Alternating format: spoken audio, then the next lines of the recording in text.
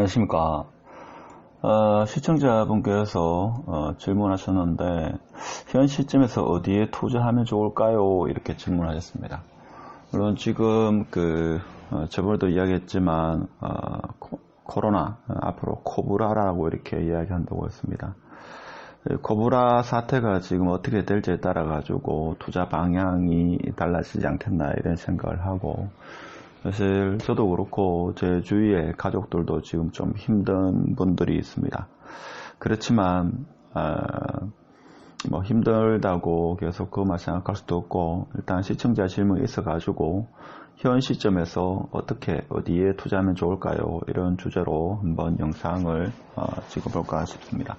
어디까지나 개인적인 사견이고 하기 때문에 최종적인 판단은 본인이 하시라 이런 말씀을 드리고 싶습니다. 우리는 흔히 투자하면 현금을 제외해가지고 크게 봐서 이 정도 되지 않겠나 이렇게 싶습니다. 흔히 말하는 부동산, 국채, 금, 국채, 채권 이렇게 보시면 되죠. 채권, 회사채든 국채든, 그 다음에 달러, 주식 이렇습니다. 근데 현금은 보통 투자 대상 아닌데, 지금 같은 시국은 어떻게 보면 현금도 투자 대상이 될 수 있다고 생각해가지고 제가 현금을 또 이렇게 한 카테고리에 넣었습니다. 사실 그동안 상당수 부동산에 대한 이야기가 많았죠. 자, 그런데 지금 같은 경우에 오늘 저는 주식을 하지 않습니다. 주식은 하지 않은데 주가가 많이 내렸더라고요. 미국의 나스닥입니까? 제가 그것도 잘 모를 정도인데, 하여튼 국내 코스피 시장도 상당히 내렸고, 미국의 나스닥입니까? 그래도 하여튼 몇 퍼센트 이렇게 하락한 걸로 알고 있습니다. 지금 2000포인트가 깨지죠. 국내 코스피 시장은 2000포인트가 깨졌죠. 깨졌습니다. 제가 볼 때는 2000포인트 더 밑으로 내려갈 겁니다. 1900도 깨질 수 있을 겁니다. 저는 주식은 모르지만 전체적인 흐름을 봤을 때는 그럴 가능성도 없지 않다. 더 밑으로 떨어질 수도 있습니다. 1800도 깨질 수 있습니다. 제가 공포를 조장하거나 그런 건 아닙니다. 그냥 개인적인 사견이니까 이제 배우는 사람의 사견이라 생각하고 그럴 수도 있겠구나 이런 거죠. 자, 현금. 이야기가 골치 아프다 그러면 현금 들고 있으면 됩니다. 마음 편하게. 통장에 그냥이죠. 현금 월급 받으셔 넣으시면 되고. 어디까지나 질문이 있어가지고 제가 하는 겁니다. 지금 다들 힘드신데, 지금 다음 달 융자금 이자 내기도 힘든데, 지금 왜 이런 이야기 하노?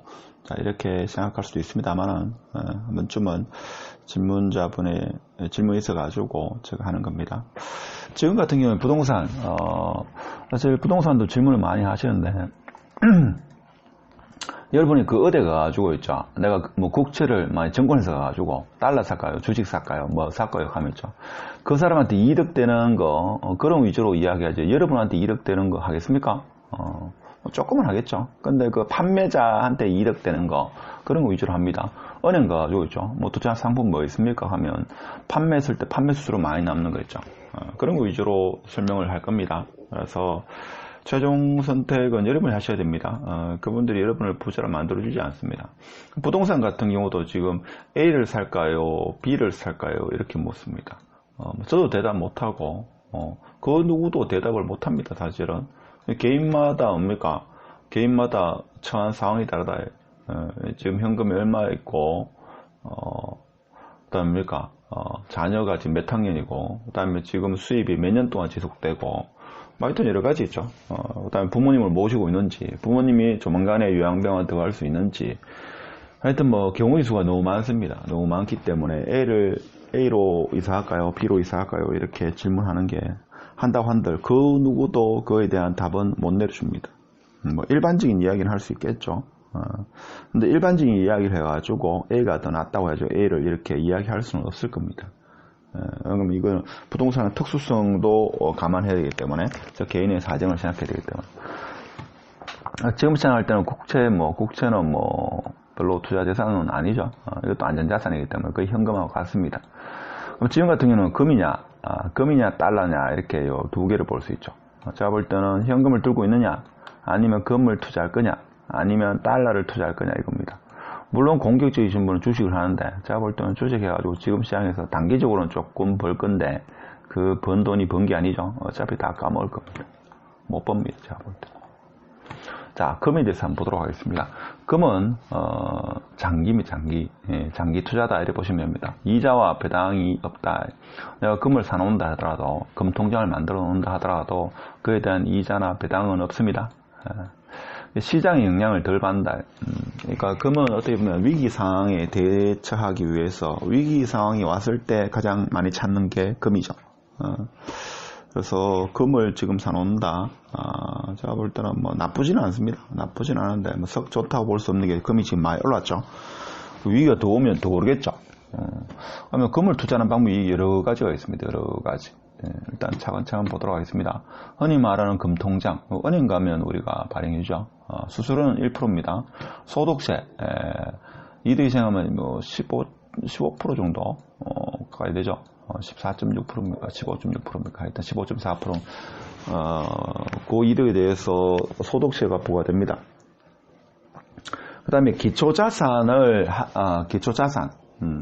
그러니까 금을 기초자산을 하기 때문에 살 때는 플러스 1% 더 주고 수수료 1%니까 팔 때는 1%를 손해봅니다. 다음에 이거는 원금 보장이 되지 않습니다. 그래서 이거는 자 은행에서 금통장을 만들면 달러와 금 모두 가격에 의해서 영향을 받습니다. 금값도 오르고 달러값도 오른다. 그럼 둘 다 먹죠. 둘 다 먹습니다. 근데 금값도 내리고 달러값도 내렸다. 그럼 손해가 2배죠. 이렇게 보시면 됩니다. 그게 은행에서 하는 금통장이다. 이렇게 보시면 됩니다. 금펀드는 증권사에서 계좌 개설하고 금을 캐는 기업에 투자한다. 매매가 쉽고 선취 수수료가 아주 적다. 보유 수수료가 이게 1에서 2%다. 이게 무시 못하죠. 무시 못합니다. 그래서 저는 금펀드 뭐 이거 하시는 분도 있습니다만은 썩 추천하지는 않습니다. 뭐 돈이 많으시면 이것저것 해도 상관없죠. 그 다음에 국내 금 ETF, 주식처럼 매매하는 거고, 미국 금 ETF, 해외 주식처럼 매매하는 거다. 개인이 하기는 좀 그러니까, 이건 접어두고. 가장 많이 하는 게 이거죠. 금현물. 이거는 증권회사에서 계좌개설하고, KRX 거래소, 뭐 한국거래소입니다. 금거래소. 금거래소 보시면 됩니다. 이건 증권회사에서 제가 현물, KRX 거래소여가지고 금을 조금씩 사 몰라 하는데요. 이렇게 하면 계좌 만들어주죠. 한국거래소 금 현물을 매수합니다. 1g 단위로 매매합니다. 1g 단위로. 실물 출고, 이 무슨 말인 가면 실물 출고 가능하다. 그러니까 내가 1g씩 이렇게 구매를 계속 합니다. 조금씩. 하다가 나중에 뭔가 하면 내가 실제 골드, 실제 금을 찾고 싶다. 골드바로, 요거 제가 오래되어 기억이 잘 나는데, 이게 뭐 1kg가 있고 뭐 100g 어느 거 선택하는 두 가지가 있을 겁니다. 그러니까 1kg로 생각하면 좀 가격이 조금 저렴하고 100g 골드 바로 나중에 찾겠다 이 생각하면 조금 더 비쌉니다.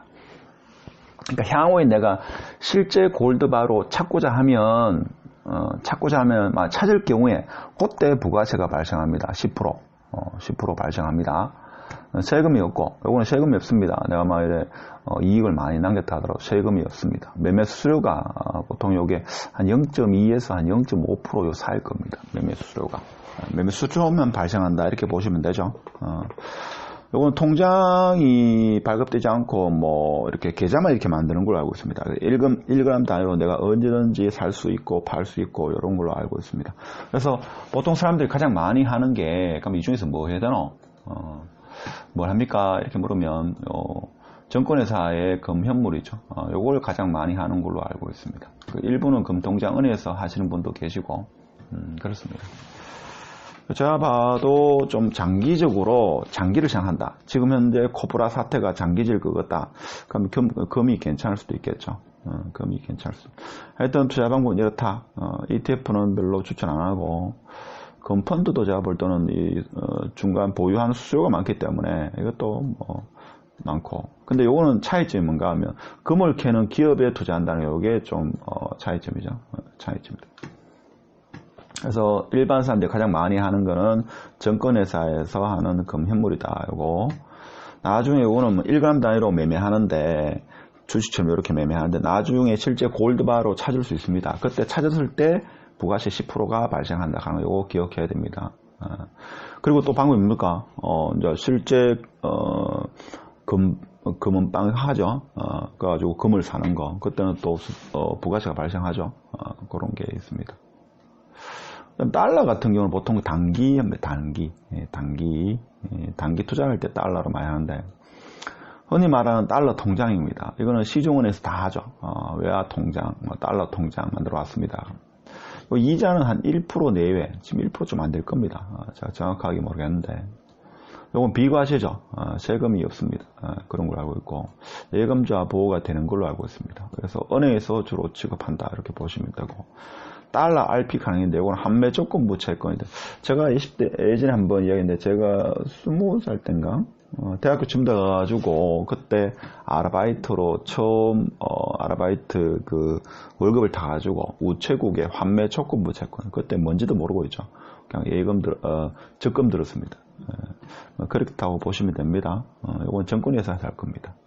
달러 ETF 있는데 이거 하지 마십시오. 흔히 말하는 ETF 가면 달러 환율을 추종하는 인덱스 펀드 가는데 잘 알지는 못하는 거 있죠. 이거 뭐 하면 뭐 하겠습니까? 보통 있죠. 뭐 달러 통장을 만들든 뭐 금 통장을 만들든 은행 가면 있죠. 막 설명을 막 하죠. 좀 전에 설명한 금 통장에서 기초 자산은 어떻게 하면 쭉 설명해도 무슨 말인지 모르죠. 그냥 사인하라 하면 사인만 합니다. 뭐 달러 보험도 있는데 이것도 뭐 보험에 가지 마십시오. 이거 할 만한 건 달러는 그냥 일반 시중은행에서 판매하는 달러 통장입니다. 제가 오늘 오전에 그 지인이 미국에 있어가지고 돈을 좀 송금하려고 저도 참 경험이 없으니까 했죠. 제가 뭐 돈을 보낸 일이 없었는데 오늘은 이제 송금을 하려고 했는데 혹시나 물론 송금을 해보신 분은 잘 알겠지만 제가 알기로는 그 미국에 아는 지인이 시티은행 계좌가 있다 해가지고 제가 시티은행에 은행으로 송금하려고 오늘 달러를 이렇게 바꿨습니다. 근데 이게 모르면 손해라는 게, 그래서 좀 손해를 봤죠. 그래서 제가 어떻게 했는가 하면 A은행 가가지고 달러를 제가 A은행이 주거래 은행이라 가지고 여기서 달러를 예를 들면 달러를 원화를 달러로 바꿨습니다. 달러로 바꿔가지고 자 시티은행을 B은행이라 생각합니다. 그 B은행 가지고 여기서 외화 통장을 만들어 가지고 이 돈을 집어넣어 가지고 미국에 있는 B프라임이죠. 미국에 있는 제 지인한테 이렇게 돈을 송금하려고 했습니다. 시티은행 둘 다 시티은행이기 때문에 이게 수수료가 거의 없는 걸로 알고 있습니다. 제가 알기로는. 그래서 저는 또 부지런해 가지고 있죠. 그래서 이게 모르고 부지런하면 최악입니다. 그래서 A은행에서 예를 들면 한 500만원 정도, 500만원을 제가 예를 든 겁니다. 500만원을 달러 바꿨습니다. 그러니까 주거래 은행이기 때문에 달러를 바꿔가지고 B은행 가가지고 그러니까 외화 통장을 개설해가지고 이 달러를 예를 들면 5,000달러로 합시다. 5,000달러 이거 넣어가지고 송금하려고 했습니다. 근데 시티은행이 또 가니까 뭐라 하는가 하면 두 가지 방법이 있다고 합니다. 원화 통장이 있고 달러 통장이 있습니다. 달러 통장이 있는데 원화 통장으로 글로벌 그러니까 여기 지금 한국이고 저는 지금 한국에 있고 미국에 있는 지인한테 제가 지금 5,000달러를 보내야 한다. 그러면 원화를 제가 미국에 있는 지인한테 보내면 지금 현 시세로 보니까 1229원 가더라고요. 1달러가 1229원으로 매수를 해가지고 바로 보낸다고 합니다. 바로 보낸다 이거죠. 근데 달러로 내가 외화 통장을 입금하게 되면 보낼 때 수수료가 발생하고 여기서 인출하는 사람도 수수료가 발생한다고 합니다. 근데 제가 이제 이 미국에 있는 지인 계좌가 정확한지를 몰라가지고 한 2번에 걸쳐가 보내려 한다 이거죠. 그럼 수수료가 많이 발생하죠. 그래서 제가 말씀드리고 싶은 거는 오늘 쓸데없는 일이 했다. 여기 시티은행에 바로 가가지고 원화 통장을 만들어가지고 이 500만원을 시티은행에 원화 통장에 넣어가지고 바로 보내면 됐었는데 이 달러 바꾼다고 또 돈 들죠. 보낸다고 또 돈 들죠. 오늘 참 쓸데없는 짓을 했다. 그렇죠. 물론 이제 외국에 돈을 보내보신 분은 잘 알 건데 저는 뭐 돈을 이렇게 보내본 적이 없어가지고 오늘 이제 그런 이야기 들었습니다. 시티은행에서 시티은행으로 이렇게 돈을 보내면 수수료가 적게 든다. 요거는 알고 있었습니다. 근데 여러분 참고로 하시면 뭐 제가 알기로는 남미나 아프리카나 뭐 금융이 발달되지 않는 곳 있죠. 이런데 제가 송금한 적이 몇 번 했는데 송금하면 수수료가 엄청나게 비쌉니다. 그래서 그걸 제가 한 10몇 년 동안 뭐 보낼 일이 있어가지고 보낼 때마다 수수료가 너무 아깝더라고요. 근데 미국은 시티은행에서 시티은행을 보내면 이게 수수료가 적다고 해가지고 오늘 이런 방법을 했는데 이 방법은 별 의미가 없었죠. 물론 요 A은행에서 내가 주거래 은행이기 때문에 요 미국에 있는 시티은행으로 바로 보낼 수 있지만 이 계좌가 정확한지 소액으로 한번 보내보고 이렇게 보내려고 있죠. 그렇게 해가지고 오늘 이렇게 참 뜻하지 않는 경험을 하게 됐습니다. 뭐 산다는 게 뭡니까? 경험 아니겠습니까? 그러니까 경험을 많이 하면 지금 같은 뭡니까? 오늘 아침부터 해가지고 뭐 경제 위기가 뭐 당장 올 것처럼 어떤 분은 이제 최악차죠. 경제 위기 벌써 왔다 하는 사람도 있고 이게 잠시 지나간다 이런 분도 계시는데 그래서 신문에서 뭡니까? 뭐 코스피 주식이 뭐 하락하고 뭐 이야기가 많습니다. 그 어떤 사람은 지금 뭔가 하면 퍼펙트 스톰, 퍼펙트 스톰 이런 말 하죠. 퍼펙트 스톰 위기가 온다 이렇게 또 신문지상에서 이야기하는 사람도 있습니다. 또 어떤 사람은 뭔가 하면 이 위기는 잠시 지나간다. 그냥 감기다, 단순 감기다. 또 이렇게 생각하시는 분도 있더라고, 제 주위에는. 이렇게 생각하시는 분도 있고.